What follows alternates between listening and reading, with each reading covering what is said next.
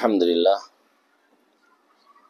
আমরা যখন কোরবানি করি তখন আমাদের ইচ্ছাই থাকে গোশ বিতরণ করা, গরিব মানুষের মাঝে, আত্মীয় স্বজনদের মাঝে, নিজেরা খাওয়া ইত্যাদিভাবে। আর এই খাওয়াটাই উদ্দেশ্য থাকে না, কিন্তু কোরবানি করার পরে যেহেতু আমাদের জন্য খাওয়াটাকে বৈধ করে দেওয়া হয়েছে, তাই আমরা গোশটাই বিভিন্নভাবে খেয়ে থাকি। খাওয়া এবং খাওয়ানো, নিজে ভোগ করা, অপরকে দেওয়া, কোরবানির গোশের নিয়ম হলো এইটা। বাকি 3 ভাগ করতে হবে, এটা কোনো হাদিসের ভাষা অথবা কোরআনের ভাষা এমন না। তো ওইটাকে আমরা একেবারে নাও করছি না, এতটুকু না করছি যেটা হাদিসে এমন আসছে এই কথা বলা যাবে না।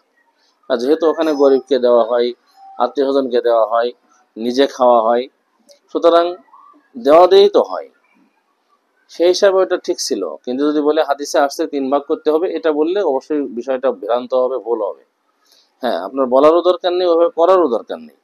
আপনি আপনার গোশটাকে গরিবের মাঝে বন্টন করেন, সুষ্ঠুভাবে বন্টন করেন, যতজন গরিব মানুষকে দেওয়া যায় যতদূর দেওয়া সম্ভব দিয়ে দেন, আত্মীয় স্বজনের মাঝে যতদূর দেওয়া সম্ভব দিয়ে দেন, আর যতটুকু রাখা সম্ভব আপনি রেখে দেন। দেওয়ার পরে আপনার রাখা অংশটুকু কয়দিন কিভাবে কি অবস্থায় খাইবেন সেটা আপনার ইচ্ছা, আপনার ঐচ্ছিক ব্যাপার। এখানে কারোর দখল নেই, কোরআন ও হাদিস এখানে নির্ধারিত টাইম বেঁধে দেয়নি। দ্বিতীয়ত হলো, এই কুরবানির গোশ 7 ভাগ, 6 ভাগ, 5 ভাগ ভাগিদারের সাথে কুরবানি করলে তার আর আমার গোশটা অবশ্যই দাড়ি দিয়ে সুন্দর করে ওজন করে নিতে হবে। দাড়িপাল্লার মাধ্যমে অথবা মিটার ইত্যাদির মাধ্যমে মেপে, কম বেশ না হয়, মেপে সমান সমান ভাগ করে দিতে হবে। এটা ওয়াজিব, এই মাপাটা। আর আপনারা যে 3 ভাগটা আলোচনা করছেন সামাজিকভাবে, যেহেতু কোরআন এবং হাদিসের কোনো দখল নাই, তাই ওখানে আপনাকে দাড়িপাল্লা দিয়ে মাপার দরকার না, আনুমানিক মাপলেও যথেষ্ট। ওখানে যদি 1 কেজি বেশি হয়ে যায়, 1 কেজি কম হয়ে যায়, ওটা কোনো বিষয় না।